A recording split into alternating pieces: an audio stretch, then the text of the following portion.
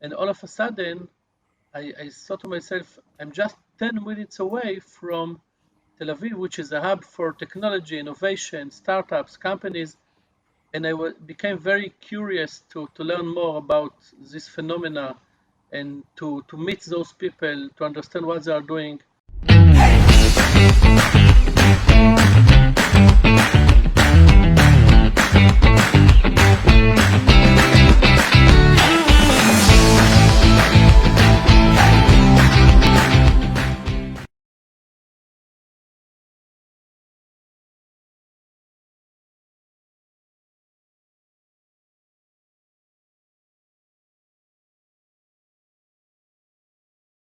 Moshe Friedman, thank you for joining me. Are you ready to have some fun? Sure, of course. Thanks for having me. Such a great honor to be I here. I'm honored to have you. The last time we saw each other was in Dubai, just about a month ago, I believe. And besides that, we've been in touch for quite some time because you really are one of the most inspirational figures in the tech ecosystem in Israel that I can think of, particularly because of your background and the things that you're doing with the community. Besides just helping people build great technology and great products, you're really helping people transform lives and changing outlooks and engagements between communities. So, without me giving an introduction about you, Moshe, I want to go all the way back to your childhood. Talk to me about your upbringing. Obviously, you're dressed a little bit differently than most guests on my show, and I want to talk about that too openly. So tell me a little bit about who you are and what are you even doing here in technology? Okay, so again, thanks for having me. Such a great honor and pleasure. Um, so my childhood, I grew up in Jerusalem, born and raised in Jerusalem, in a Haredi community. Haredi, it's ultra-Orthodox. I prefer to use the term Haredi. This is the term people use in Israel. It's the ultra-religious, ultra-Orthodox community in Israel. In fact, my great-grandfather, 120 years ago, he was the founder of the ultra-Orthodox community, ultra-Orthodox movement in Israel. He was a very famous rabbi. His name was Rabbi Yosef Chaim Sonnefeld. You can Google him. He was a very famous rabbi.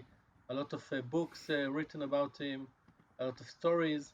And he came from Eastern Europe, and he established the entire ultra-Orthodox movement in Israel. He was very religious, and what motivated him was he believed that his mission is to keep the Jewish religion, the Jewish tradition, when it face, the modern world, the science, the modern uh, culture, the modern education. Uh, he thought his mission is to keep the religious community and the religious tradition. So he started the ultra-Orthodox movement, which was a movement, which is a movement of people that were really, really very religious. Right. Especially, he put a lot of emphasis on the education system. He believed that the education system should be pure religion. So he didn't want that the Haredi kids will study, science, mathematics, languages, because he was afraid that if they will get, for example, languages, they will be exposed for, to outside influence. Right.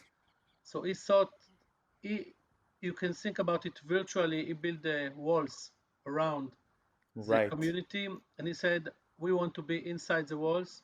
We don't want anything outside the walls to get in and put our children under a different influence.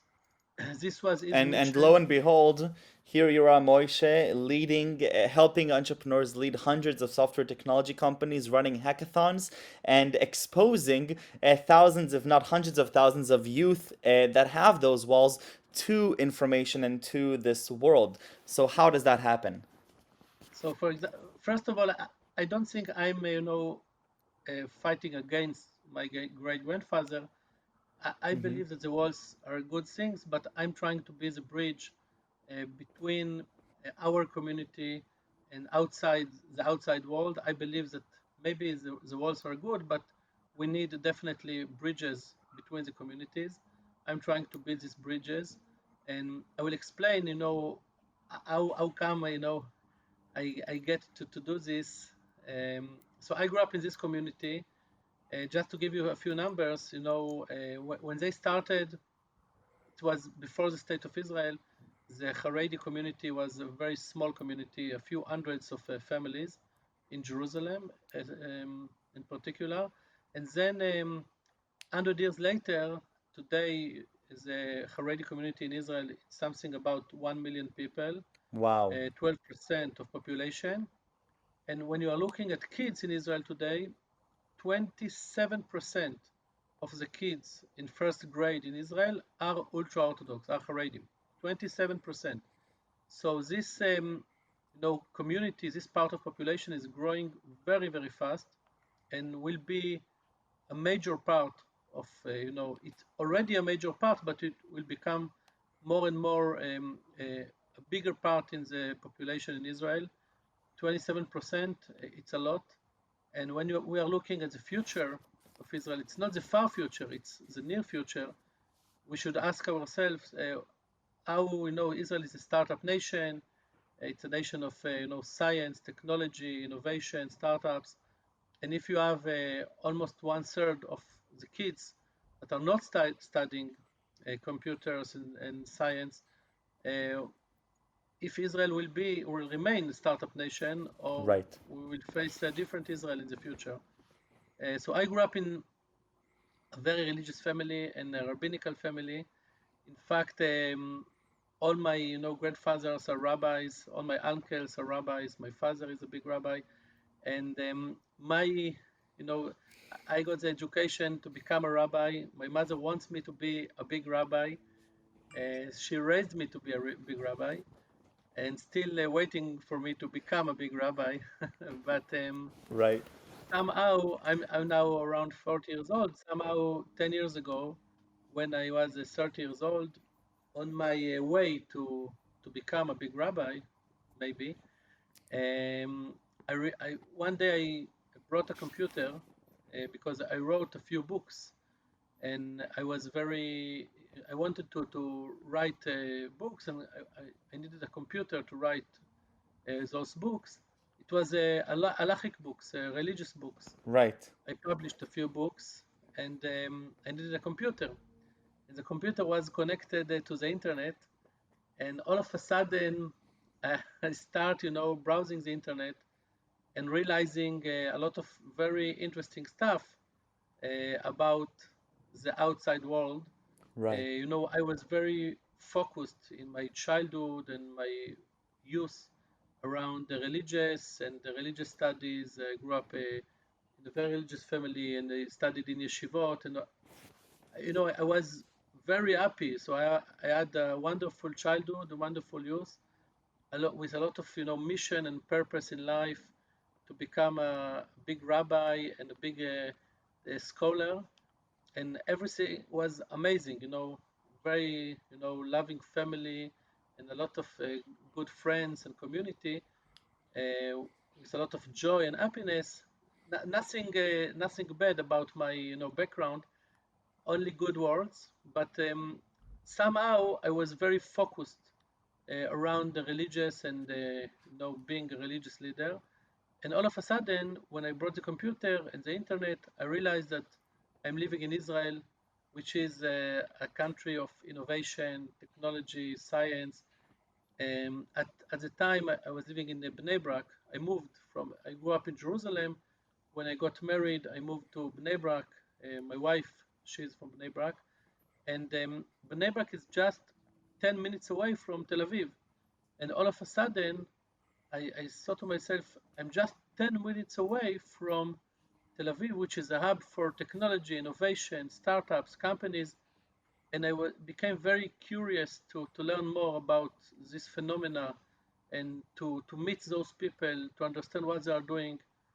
And I just, took my car and drove to Tel Aviv, 10 minutes away, started to participate in events, meetups, lectures. Tel Aviv, it's very vibrant Right. city. of innovation and a lot of activities around this. All the time you have, events, conferences, every day, before the COVID, of course. And so I participated in lot of those events. I really felt that I fell in love with technology, with innovation, with the ideas that, we can change the world, we can build new products, new platforms, create, innovation, bring knowledge, connect people, all those phenomena, I really become fascinated by it and become very enthusiastic about all this. And then just a few months later, I came one day to my brother, my younger brother, and told him, Menachem, we are building a startup.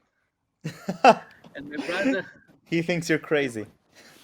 he thought I'm crazy. He said, what is a startup?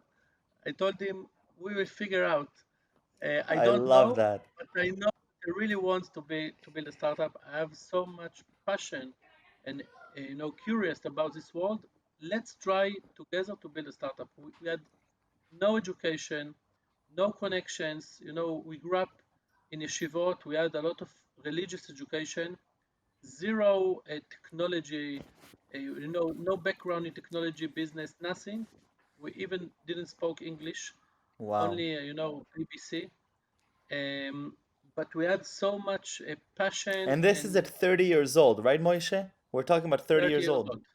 30 years old. We were very motivated to do something, and my Amazing. brother is amazing. And we said let's try to build a startup, even though we didn't know nothing about it. We didn't come from a network of 8200, Technion, university, nothing, just a lot of passion. And then we started a company called Clipop. It was a video editing online. You know, imagine 10 years ago, it was a big deal. The video emerged, and to Right. create tools to edit video online, to share video online. Now, when we started, we realized that there is another company in our field called Kaltura. They just started at the time. I might have heard of them. So they become a $1 billion company or more. But at the time we say, oh, there is a competitor, Kaltura. So, and then we find another competitor, Magisto, a few competitors. We started at the time that to build a video platform, online video, to share video, to edit it. It was a good idea at the time.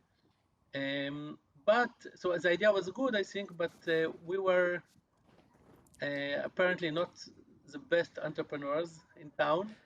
Well, Moshe, I think There was it says a lot that you chose to pursue a product that seems to be the right product in the right timing with two fantastic names that you mentioned that I'm good friends with both, and so obviously I think that the power of an entrepreneur, just as much as it is the execution, it's also to understand the product and what needs to be done, and also when it needs to be done. And it sounds like you hit those two out of those three, which is more than already most entrepreneurs. But just to give a little bit of a taste to people who don't know you as well as I do, Moishe, give me a little bit. Let's fast forward a little bit and then go back.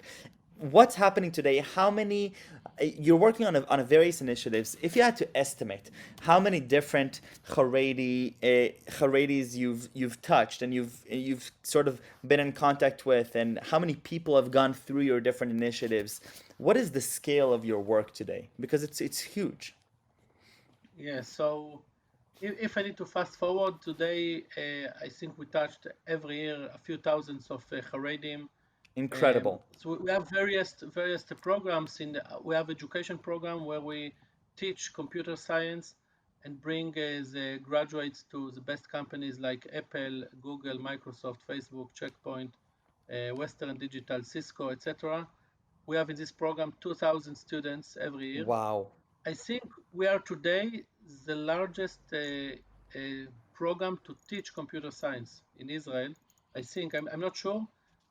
Definitely in the Haredi world, but I think in Israel in general, 2,000 students Wow. every year. And again, I just And want to put things in perspective, Moshe, because a lot of people have these, these lessons and these courses around the world for different communities. But here you're actually talking about a community that wouldn't get exposed to this if it weren't for you. I mean, this is a huge mitzvah, isn't it? I feel it's a big mitzvah. I will tell you something about it in a minute. I just want to finish the story with one anecdote. I went, around with my startup, the video startup, and then one day I met Yossi Vardi, who is a very famous entrepreneur in Israel, very famous. I met him in a conference, and I told him, Yossi, I have a startup. Maybe you want to invest in my startup. And he looked at me. He said, "You are Haredi?" I said, "Yes." He said, "I never saw in my life Haredi entrepreneur." He was at the time 70 years old. Today he's 80 years old. He said, "I never saw Haredi entrepreneur in my life." I said, "Okay, but here I am standing in front of you." He said, "I can't believe it. Haredim cannot build a startup. You don't have the education to build a startup. You don't have the culture. And the rabbis, they will not allow you to build a startup. I can't imagine." And we started, to argue around this. And then he told me, he said, so we started a conversation about Haredim, not Haredim. In Israel, it's a big issue. All Yeah. the society is very polarized, and all the issues around religion and state. Uh, it's a big deal in Israel, in politics and in the Right. society. So we started arguing about it, and then I told him. He told me, "I want to tell you something. You are working now in the field of video." He said, "I don't know if you are a big expert or not in video, and what will be your contribution to the world in the field of video.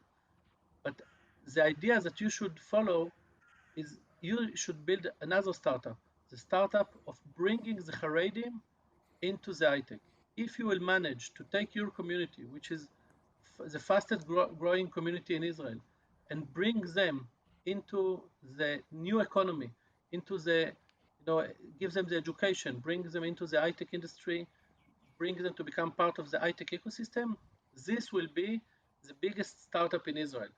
And if you are going to do this, I want to help you, and I will help you to build this startup." So I did Wow. a pivot, which is, I believe, pivot is one of the key words in the world of innovation and startups. You start in one direction, and then you understand different things, and you do a pivot. So I did a pivot. I left the video startup, and I started the social startup to bring the Haredim into the high tech industry. And what we are doing is separated in general, to three different arms. One arm is really to give education. So we started education program, and I believe, by the way, thanks to today's, technologies and platforms, everything become much more easy.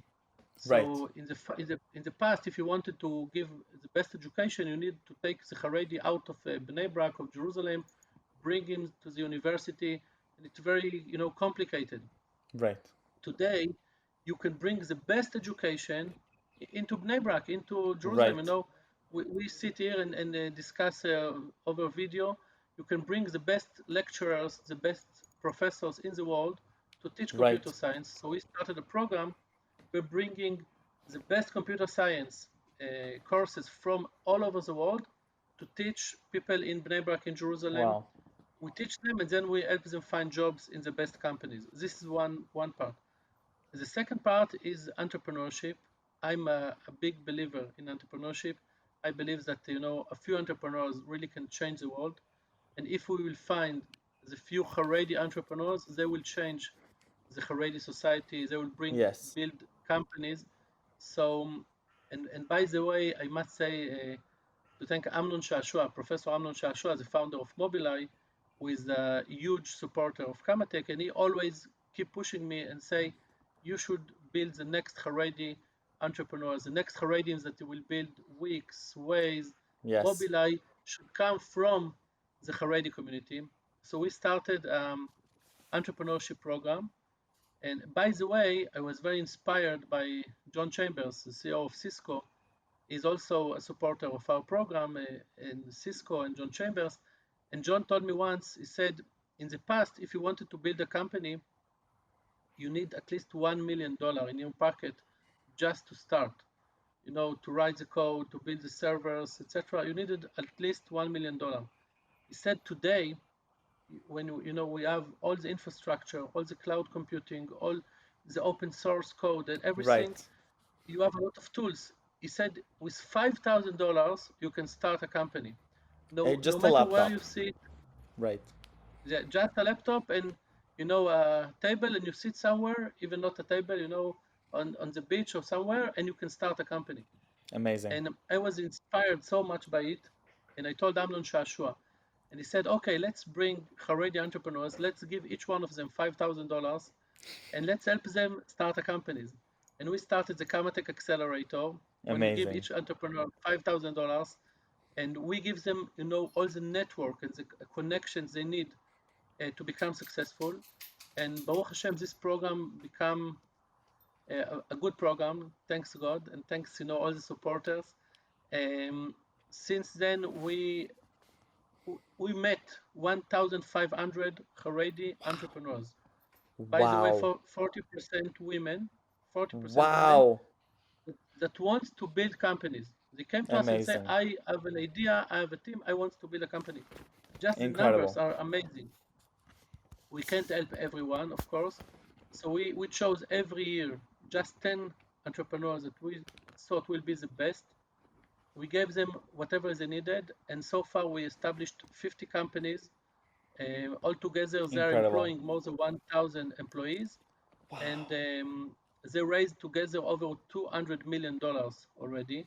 Wow. So it's really, you can call it the Silicon Shtetl. It's like we're locating in Bnei Brak. It's like the Silicon Valley and the Silicon Shtetl in Bnei Brak. I love And that. by the way, I think one of the most proud moments for me was 2 weeks ago that one of our companies called Elementor, which is a startup started in KamaTech, and it's like a platform for like Wix or something. They are today, they nominated to be the second best startup in Israel in general by Unbelievable. Globes. So, to imagine that Phenomenal. Haredi entrepreneurs becomes maybe the second best entrepreneurs in the country just a few years, later, I think it's unbelievable. And I really feel that, there is a lot of um, will from a lot of young people from our Yes. community. They want to be a part of, it's a new generation. They want to be part of Israel, part of the future, part of the uh, innovation, technology. They want to be part of it. They believe in this power. They still want to be, religious. They want to keep their religious, beliefs and values, but they want to participate. Right. And we were maybe the right people in the right time to build those bridge between all the Haredi community and the Israeli innovation ecosystem. Thanks to all the platforms we have today, we can Right. give people the best education, give people the best opportunities, and we see, Haredi people, they getting, education, they work in Google or Facebook or Microsoft, they're building startups, and Right. it's growing so fast. And you said it's a big mitzvah. I must tell you that one day, I went with Professor Amnon Shashua to meet one of the biggest rabbis in Israel. And he asked this rabbi what he thinks about what we do, if it's okay, if it's good or bad. So the rabbi said, we believe that to give someone education and give him the opportunity to, to earn a living and to become successful, it's the biggest, the highest tzedakah you can do. You don't just give someone tzedakah, but you give him, the tools to become Right. successful and to help himself. He said it's the biggest mitzvah someone can do. He said at the time, but he wants that, the brightest, minds will be rabbis. He said you will take the second best, the best minds will be in the yeshiva, will become rabbis, and you can take the second best and they can build startups. We said, okay, we agree. We will We'll take it. uh, we will take it. We will take this deal. And Baruch Moshe, Hashem, unbelievable. It's really phenomenal, and I have to say that one of the the most amazing moments that I've experienced.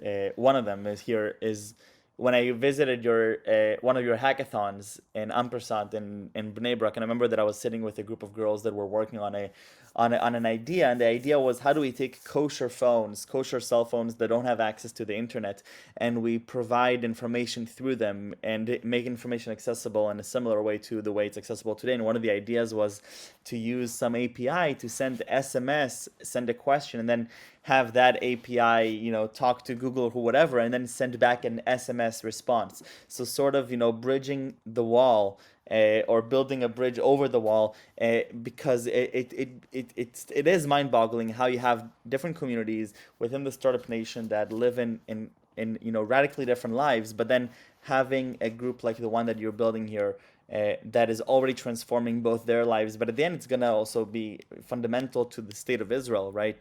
It's not just about those thousands of Haredis that you're changing their lives. It really is about the nation as a whole and bridging the gap between two communities. And I think that's how, that for me, that's a very happy note to end this on. I'm very hopeful due to the work that you're doing, and I can't wait to work with Haredis. I can't wait to collaborate them, build startups with them, invest in them, get invested by them. I really can't wait for that day where it's just a common thing everywhere around Israel. And on that note, I really want to thank you for taking the time to be here with me. It's really special for me to have you here, and thank you for all the work that you're doing. Before we leave, I need 3 words that you would use to describe yourself.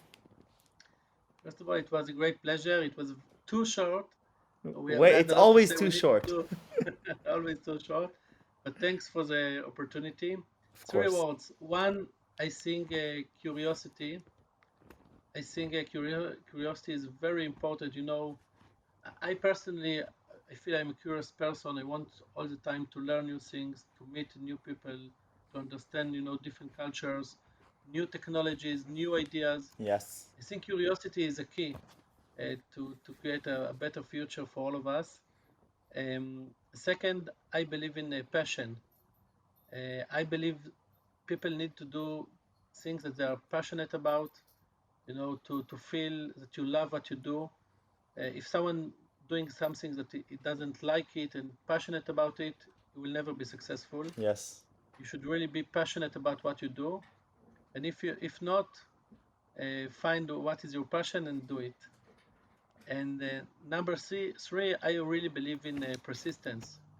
You know, uh, I think change is not easy. It's not Right. easy to change the world, to create new things, to build companies, to be entrepreneur. It's not easy. Right. There's a lot of ups and downs, and it's like a roller coaster. You face a lot of difficulties, a lot of challenges. You need to be very persistent, to believe in what you do, and keep going all through all the difficulties. And eventually, if you are entrepreneur, you will be successful. I must say that I heard once very interesting thing from Yoram Titz, the head of Ernst and Young Yeah. in Israel. Told me amazing thing. He said, the statistics are that most of the startups fail. Right. 90% they fail. But most of the entrepreneurs succeed. Eventually, entrepreneur is building a startup, he fail. Building another startup, he fail. Eventually, he will become successful. So most of the people that choose the path of entrepreneurship, they will become successful eventually. So maybe most of the ventures fail, but most of the people that pursuing ventures, entrepreneurs, they become successful. So I And I think believe on in that note as persistence. well, it's about persistency. Entrepreneurship is not a one-time thing. I'm an entrepreneur for the next 6 months. That's it. It's a mentality that you take with you throughout your life, and I love that. I love that reasoning. Most ventures fail, but most true entrepreneurs don't. I love that. Moshe, thank you very, very much. This was wonderful, Thank and you. stay safe and stay healthy. Such a great pleasure, and I'm looking forward to host you for a real chulent in Bnei Brak I would love very that. soon. Bezrat Hashem. Bezrat Hashem. Bye bye.